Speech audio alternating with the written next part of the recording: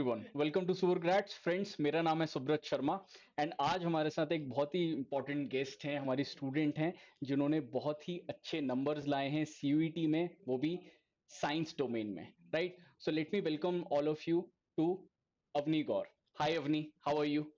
Hello, sir. I'm fine. And how are you? I am good Avni, I am good. So Avni, आज मैं आपसे जानना चाहता हूँ कि आपका एक्सपीरियंस कैसा रहा, आपने सीयूईटी में कैसे प्रिपरेशन करी, और सबसे पहले तो मैं ये जानना चाहता हूँ कि आपके किस किस सब्जेक्ट में कितने मार्क्स आए, कितना परसेंटाइल आया, एंड आपका कौन सा कॉलेज अलॉट हुआ है। ओके सर, मेरा टोटल जो सीयूटी स्कोर है वो 520 है। एंड मुझे सेंट स्टीफंस मैंने फ़र्स्ट प्रेफरेंस में भरा था, तो वही मुझे मिल गया है। एंड बीएससी ऑनर्स फिज़िक्स के लिए मैंने अप्लाई किया था। एंड सीयूटी की जो प्रिपरेशन मैंने की थी वो एक्चुअली थोड़ा सा बोर्ड्स के लेवल से थोड़ा सा अप रखी थी मैंने, क्योंकि मेरा ये फर्स्ट टाइम था एंड मुझे देना भी ये मतलब इसके बाद मुझे नहीं देना था, मेरे दिमाग में ये था। तो थोड़ी सी लेवल ऊपर रखी थी। एंड जो प्रिपरेशन करी थी वो एनसीईआरटी की किताबों से मैंने फर्स्टली करी थी। उसके बाद फिज़िक्स में मैंने एस एल अरोड़ा पढ़ी थी रेफरेंस बुक में। एंड मैथ्स में मैंने आर डी शर्मा रेफरेंस में पढ़ी थी। और एनसीईआरटी केमिस्ट्री की सफिशिएंट होती है, केमिस्ट्री में इससे आगे पढ़ने की ज़रूरत नहीं है। एंड सीयूटी की मैंने कोचिंग अराउंड नवंबर दिसंबर में ज्वाइन करी थी। उसमें मुझे एक्चुअली मैंने सोचा नहीं था कि मैं सीयूटी दूंगी। नवंबर दिसंबर में मैंने डिसाइड किया था, थोड़ा लेट हो गया था कोचिंग के लिए, बट मैंने ज्वाइन किया। एंड सीयूटी की कोचिंग ने बहुत हेल्प की है मेरी, क्योंकि हर हफ्ते क्लास होती थी एंड हर मतलब सब्जेक्ट कवर हो रहा था बहुत अच्छे से। एंड मेरी प्रैक्टिस काफ़ी अच्छी चली थी कोचिंग के थ्रू। एक जी चैप्टर, यस सर। जी जी, सॉरी, कंप्लीट करिए अपनी, कंप्लीट करिए। एक चैप्टर जैसे लेके चलते थे तो उसे 1 या 2 दिन में निपटाना, और फिर उसे घर में भी मतलब एक हो जाता था, एक हमारा शेड्यूल बन जाता था कि हमें हाँ इतने दिनों में ये चैप्टर कर लेना है। And teachers were very good, मतलब ऐसा नहीं था कि आप कोई क्वेश्चन पूछोगे और उसका रिप्लाई नहीं आएगा। टीचर्स सारी क्वेरीज एंड सारे मतलब डाउट्स बहुत अच्छे से क्लियर कर रहे थे। तो अवनी, जैसे आपने बताया कि आपने पीसीएम आपका डोमेन सब्जेक्ट था, और आपको सेंट सेंट स्टीफंस कॉलेज जो है वो अलॉट भी हो गया है, बीएससी फिजिक्स, वो भी ऑनर्स। तो बहुत ही बड़ा कॉलेज है इंडिया का, और बहुत ही एक अच्छा कोर्स भी आपको मिला है। मुझे आपसे ये जानना है कि काफ़ी सारे स्टूडेंट जो हैं वो साइंस स्ट्रीम को लेके काफ़ी ज़्यादा जो है वो डीमोटिवेटेड रहते हैं, वो डरे हुए रहते हैं कि उनको डोमेन सब्जेक्ट लेना चाहिए कि नहीं लेना चाहिए। तो मैं आपसे जानना चाहता हूँ कि आपको क्या डिफ़िकल्टी लेवल लगा पीसीएम का, और खासकर मैं ये भी जानना चाहता हूँ कि आपके परसेंटाइल कितने हैं। आपने आपके मार्क्स तो बता दिए, बट मैं आपसे फिजिक्स में आपके, खासकर फिजिक्स में, क्योंकि आपने बीएससी फिजिक्स ऑनर्स जो है वो ऑप्ट किया है सेंट स्टीफंस के लिए, आपको मिल भी गया है, तो मेनी कॉन्ग्रेचुलेशन उस बात के लिए भी। इंडिया का one of the most reputed college आपको मिल चुका है। मैं आपसे जानना चाहता हूँ कि आपके क्या कितना परसेंटाइल आया, और ये कितना आपको इस पेपर का डिफिकल्टी लेवल कैसा लगा आपको एज कम्पेयर टू, क्योंकि बाकी के जो पीसीएम के जो स्टूडेंट्स रहते हैं साइंस स्ट्रीम के, वो जेडब्ल्यू की तरफ जाते हैं अगर उन्होंने मैथ्स ऑप्ट किया रहता है, और नीट की तरफ जाते हैं अगर वो बायो ऑप्ट करते हैं। तो मैं आपसे दो चीजें जानना चाहता हूँ, एक आपके परसेंटाइल कितने रहे, और एक आपका डिफिकल्टी लेवल को लेके क्या कहना है। परसेंटाइल मेरी फिज़िक्स में 99.9 थी, 188 का स्कोर था। एंड जो भी डिफ़िकल्टी लेवल था वो मुझे मीडियम लगा। मतलब कुछ क्वेश्चंस लगे कि ट्रिकी थे, एंड बाकी मुझे थोड़ा इजी साइड लगा। तो कहूँगी कि बहुत ज़्यादा था, बट हाँ बोर्ड से थोड़ा सा ट्रिकी था। तो बट अगर आपने कॉन्सेप्ट्स अच्छे से पढ़े हैं तो आप निकाल लोगे पूरा पेपर, मतलब डरने की बात नहीं है। एंड जो स्ट्रीम की बात है वो जेई और नीट के लिए जो बच्चे जाते हैं वो बीटेक एंड एमबीबीएस के लिए ज़्यादा जाते हैं। अगर आपको फिजिसिस्ट बनना है, साइंटिस्ट बनना है, तो उसके लिए तो सीयूटी ज़्यादा बेटर है देना। ठीक है। तो अभी इसके अलावा आपके और कौन कौन से प्रेफरेंस थे सेंट स्टीफंस के अलावा, क्या आपने इसको नंबर वन पे ही भरा था? हाँ, मैंने सेंट स्टीफंस वन पे भरा था, सेकंड पे मैंने हिंदू भरा था। Miranda actually ranking NIRF ranking में फर्स्ट रहता है, बट साइंस में अगर आप देखोगे तो साइंस का बैकग्राउंड थोड़ा सा हिंदू का बेटर है। फिर थर्ड पे मैंने मिरेंडा भरा था, एंड फिर नीचे थोड़े से लो रैंकिंग के रखे थे मैंने। एंड बीएससी ऑनर्स फिजिक्स ही करनी थी, मेरा माइंड सेट इसी में था, तो मैंने एक ही कोर्स भरा था, उसी के कॉलेजेस भरे थे सारे। तो आप ये कहना चाहते हैं कि आपको पहले से ही आप पूरी तरीके से डिसाइडेड थे कि आपको बीएससी इन फिजिक्स करना है, ऑनर्स करना है, और ये आपको कब पता चल गया था? कौन सी क्लास में आपको ये जो है ये चीज़ पक्का हो गई थी कि आपको इसी स्ट्रीम में आगे अपना फ्यूचर बनाना है? एक्चुअली मैं जब छोटी थी ना, बहुत 5-6 इयर्स की, तो मेरे पास एस्ट्रोनॉट्स की बहुत मतलब एस्ट्रोनॉमी की बहुत सारी पिक्चर बुक्स थी। तो तब से ही मैंने डिसाइड किया था कि एस्ट्रोनॉट तो बनना है, बट मेरा एस्ट्रोनॉट बनना था, साइंटिस्ट बनना मेरा अराउंड 9 to 10th क्लास में मैंने डिसाइड किया था कि मुझे साइंटिस्ट बनना है फिज़िक्स में। तो बन करना फिज़िक्स में ही है, तो इसलिए मेरा थोड़ा एक ही जगह है दिमाग कि फिज़िक्स ही करनी है। तो अपनी ये मैं अपना आपको पर्सनल एक्सपीरियंस भी शेयर करता हूँ। बाकी सारे बहुत सारे ऐसे भी मैंने ऐसे लोगों से बात करी है जिन्होंने मुझे सेम यही चीज़ बोली है कि बचपन में तो हमें इंटरेस्ट रहता था। बचपन में बहुत सारे स्टूडेंट्स को इंटरेस्ट रहता है कि उन्हें एस्ट्रोनॉट बनना है या उन्हें साइंस की स्ट्रीम में कुछ बड़ा करना है, उन्हें साइंटिस्ट बनना है। बट लेटर ऑन जब वो 11th क्लास में जाते हैं, खासकर 11th में, तो उन्हें फिजिक्स से जो है वो खासकर बहुत ही ज़्यादा दिक्कत स्टार्ट हो जाती है। उन्हें न्यूमेरिकल्स नहीं समझ में आते हैं या उन्हें कहीं ना कहीं पे कोई प्रॉब्लम आनी स्टार्ट हो जाती है। फिजिक्स को ज़्यादातर एक बहुत कठिन सब्जेक्ट की तरह देखा जाता है। तो आप मुझे कुछ ऐसा इंसाइट अपना बताइए, कुछ ऐसे चीज़ें बताइए जो आपने फिजिक्स में खासकर करी या मैथ्स में करी, जिससे आपको ये सब्जेक्ट जो है वो उतने डिफिकल्ट नहीं लगे, बल्कि उसमें और ज़्यादा आपने जो है वो आगे जाने के लिए, आगे जाने का आपने मन बनाया और बीएससी करने का मन बनाया। Actually most of the students ये थोड़ी गलती करते हैं, वो बेसिक्स पे ध्यान नहीं देते हैं, और जब बेसिक्स कमज़ोर हो जाता है तो फिर उन्हें चीज़ें हार्ड लगने लगती हैं। तो 9-10 से ही अच्छे से मैथ्स और फिज़िक्स पे पकड़ बना के चलो, तो 11-12th में आपको थोड़ा सा इजी लगने लगेंगे। और कोशिश करो कि न्यूमेरिकल्स जैसे किसी भी चैप्टर के सॉल्व कर रहे हो, तो पहले इजी न्यूमेरिकल से करो, एक कॉन्फिडेंस आ जाता है कि हाँ मुझसे ये लेवल के क्वेश्चंस निकल रहे हैं। उसके बाद फिर जब हार्ड पे जाओगे तो फिर वो भी धीरे धीरे निकलेंगे, क्योंकि कॉन्फिडेंस से निकलता है क्वेश्चन, जो निकलता है मेनली वो मतलब आता होता है हमें, हमारे अंदर कॉन्फिडेंस नहीं होता कि हम इसे निकाल नहीं पाएंगे, तो वहीं पे हम लोग हार जाते हैं और फिर बुक बंद करके रख देते हैं कि हमसे नहीं हो पाएगा। तो ये थोड़ी सी एक एडवाइस मेरे इस तरफ से है कि बेसिक्स पे फोकस करके चलो।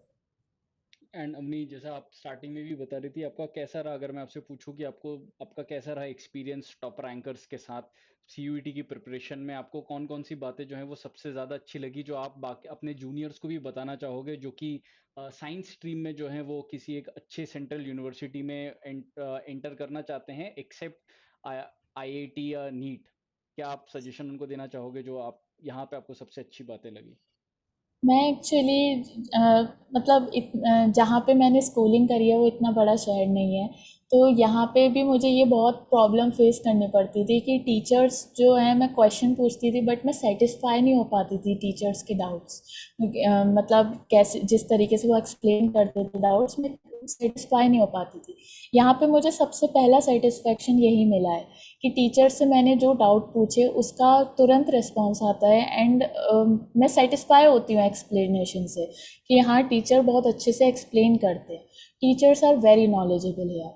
और दूसरी चीज़ जो मुझे अच्छी लगी, इनका एक शेड्यूल है, मतलब एक चैप्टर को काफ़ी लंबा खींच देंगे ऐसा नहीं है, हर चैप्टर को प्रॉपर टाइम देते हैं। एंड जैसे 2 या 3 दिन डिसाइड हुए तो उसी दिन में एक चैप्टर कंप्लीट करेंगे, तो एक बच्चे भी कॉन्फिडेंट हो जाता है कि हाँ मेरा चैप्टर कंप्लीट हो गया, अब मैं इसे घर में प्रैक्टिस कर लूँगा। तो ये बहुत अच्छी मुझे एक बात लगी। Domain books are very good.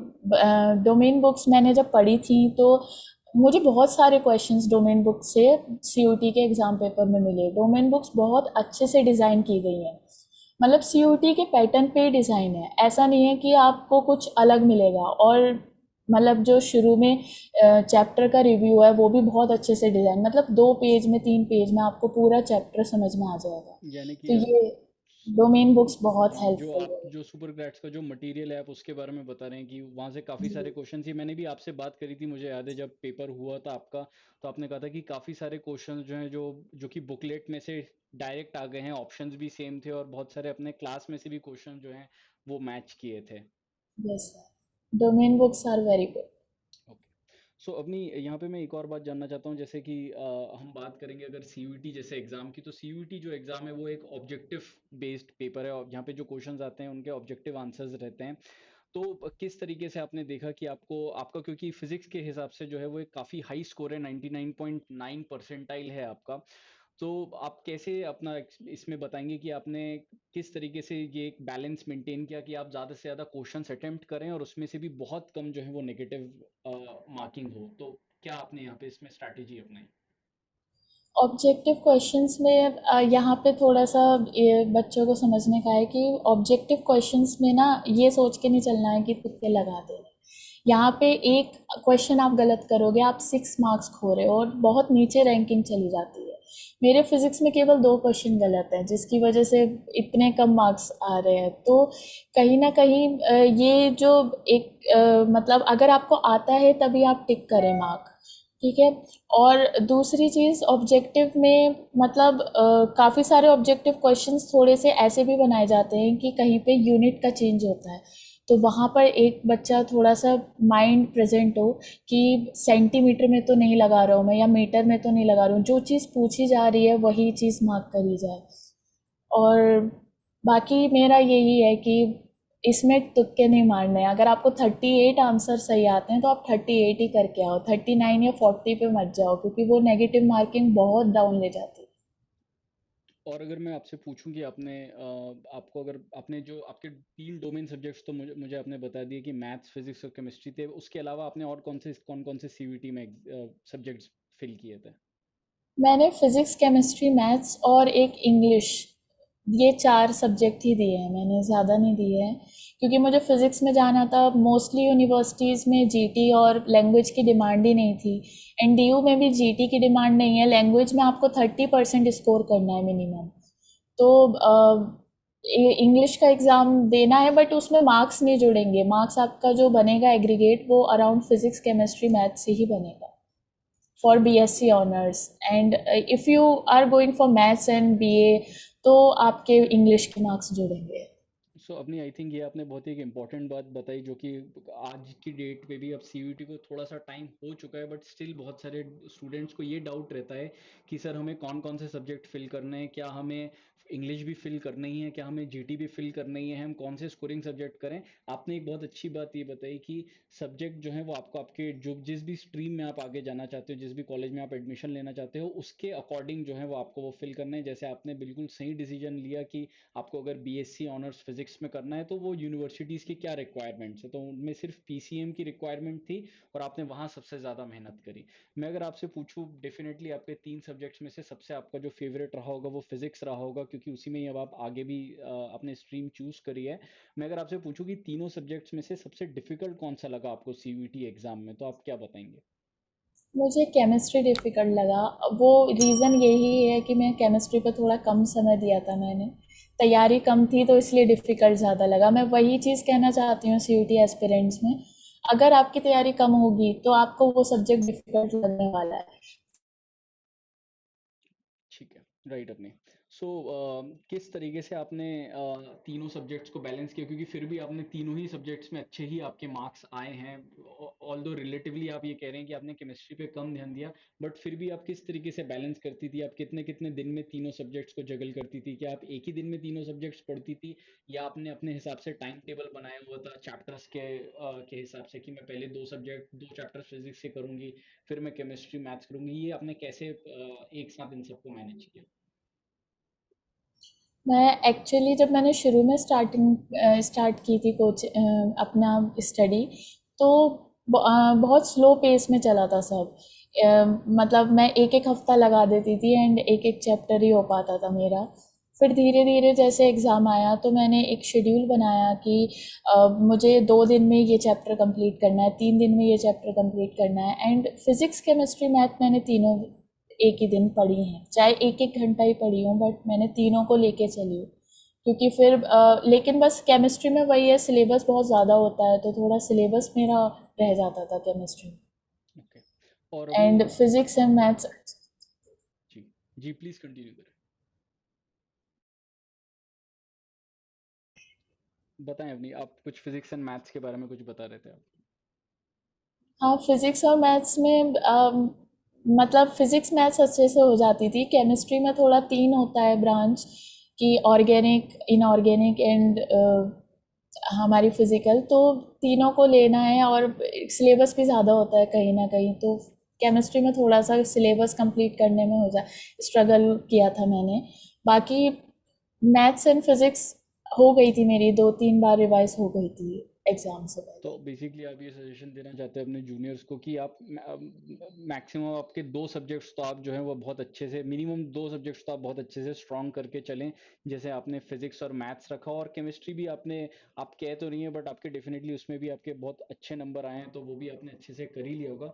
मैं लास्ट में ये भी जानना चाहता हूँ अपनी, कि आपको कितना, आपको जैसे आप सुपर ग्रेड्स में से जुड़ी हुई थी, तो आप यहाँ पे एक अस्त्र मॉक सीरीज भी चलती थी, तो आपको कितना बेनिफिशियल लगा कि एग्जाम के पहले आप कुछ मॉक पेपर जो हैं वो आप लगा के अपनी प्रैक्टिस करती थी, तो आपको कितना, आपको लगा कि उसने बेनिफिट किया है? अस्त्र मॉक्स एंड जो लास्ट में आए थे, एक टोटल, दोनों मॉक्स काफ़ी हेल्पफुल थे। और मतलब स्कोर पता चल रहा था कि आप किस लेवल पे स्टैंड कर रहे हो। बट मेरा थोड़ा सा मैंने तैयारी लेट स्टार्ट की थी, तो मैं पहले कॉन्सेप्ट ज़्यादा पढ़ रही थी, तो मैंने थोड़े कम मॉक्स दिए थे। बट आई विल एडवाइस कि आप प्रॉपर मॉक्स दो। हर हफ्ते मॉक्स आते हैं, उन्हें दो। प्रैक्टिस बहुत अच्छी हो जाती है मॉक्स से। एंड प्रैक्टिस अच्छी हो जाती है और आपको पता लगता है कि आप किस लेवल पे स्टैंड कर रहे हो, कितना स्कोर कर रहे हो। अगर आप वहाँ पे 200 में 150 से ऊपर स्कोर कर रहे हो, तो डेफिनेटली आपका जो सीयूटी में रियल स्कोर है वो भी अच्छा आने वाला है।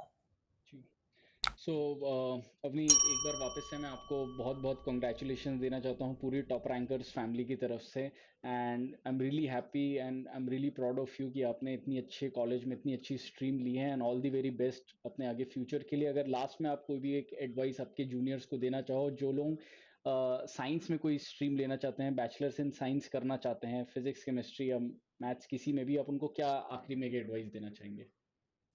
मैं पहली एडवाइस तो यही देना चाहूँगी, बच्चे डरते हैं बहुत क्योंकि साइंस में इतना अच्छा स्कोर नहीं पहुँच पाता है, क्योंकि सिली मिस्टेक्स की वजह से एक दो क्वेश्चन गड़बड़ होना बहुत नॉर्मल होता है। तो जैसे हम लोगों के कटते हैं ना, 10-11 क्वेश्चन कटे हैं, वैसे और बच्चों के भी कटते हैं। तो यहाँ पे डीमोटिवेट होने की ज़रूरत नहीं है कि साइंस में स्कोर नहीं आता, साइंस में 550 प्लस लाना बहुत मुश्किल है। नहीं, 500 प्लस भी अगर आप ला रहे हो तो आपके सारी यूनिवर्सिटीज़ आपको मिल सकती हैं, चांसेस बहुत हाई होते हैं। और दूसरी चीज़, आपको इस एग्ज़ाम में तुक्के नहीं लगाने हैं, ये मैं सबको, एस्पिरेंट्स को पहली चीज़ बताऊंगी। क्योंकि अगर आप श्योर हो बिल्कुल कि ये आंसर मुझे आता ही है, तभी आप उस आंसर पे टिक करो। और अगर आपको लग भी रहा है, 70% भी आपको इंट्यूशन है कि हाँ, ये क्वेश्चन, ये वाला आंसर ठीक हो सकता है, तो आप उस आंसर के लिए जाओ, रिस्क लो। वरना तुक्के नहीं लगाने, क्योंकि एक भी गलत क्वेश्चन 6 मार्क्स लेके जाता है, तो बहुत डाउन चला जाता है स्कोर। और साइंस में थोड़ा सा कमी जाती है, क्योंकि मिरिंडा के भी लास्ट ईयर की कट ऑफ देखोगे तो 450 अराउंड गई थी बीएससी ऑनर्स के लिए। तो साइंस में जैसा हमारे आते हैं वैसे औरों के भी बच्चों के आते हैं, तो यहाँ डिमोटिवेट होने की ज़रूरत नहीं है कि साइंस में तो कम आता है स्कोर। तो साइंस में सिली मिस्टेक्स होने के चांसेस ज़्यादा होते हैं। और कोशिश करो कि पूरे साल से तैयारी करो, क्योंकि जैसे हम पूरा साल देते हैं तैयारी को, तो सिली मिस्टेक्स के होने के चांसेस थोड़े से कम हो जाते हैं। जैसे जैसे अब आप 1 महीना पहले अगर तैयारी स्टार्ट करोगे, तो कहीं ना कहीं आप हवड़ा दबड़ी में सब कुछ करोगे और सिली मिस्टेक्स होने के चांसेस बढ़ जाते हैं। तो प्रॉपर टाइम दो खुद को तैयारी करने के लिए, and stay motivated, stay positive, depression, tension, इन सब से दूर रहो। So thank you so much Avni, thank you connect करने के लिए, and again many many congratulations, and आगे के लिए भी best wishes. Thank you and bye. Thank you, bye sir.